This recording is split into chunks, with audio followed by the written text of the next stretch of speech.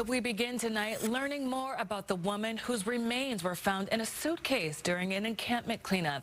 Thanks for joining Fox 13 News at 10. I'm Frankie Thompson. And I'm Nia Wong. A week ago, crews found 37-year-old Shannon Reeder's remains in a secluded area of a park. This was near the junction of I-5 and I-90.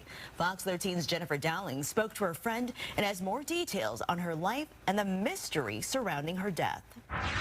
This is the wooded area where Shannon was found. Caitlin Andrews says that she has no idea how her friend would have wound up here, but she's been searching online for answers to try to figure out what happened to the woman she once thought of as a sister. That is Shannon.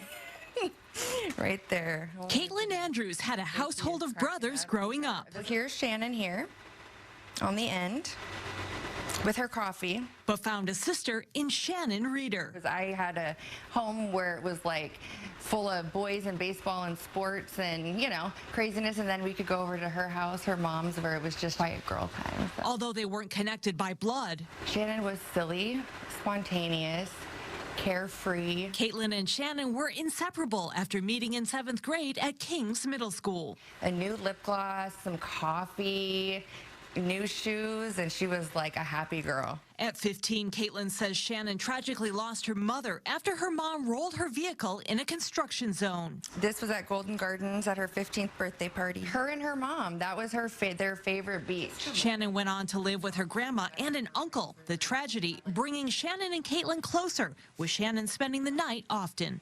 She was just another sister to my brothers and my family, another daughter. But life has a strange way of pulling people apart. She was loved and known by many people. After graduating, the two had their own children, keeping up mostly through social media. So when Shannon failed to respond to birthday messages, we tried on Facebook, we tried on her cell phones. Caitlin had a feeling something was very wrong.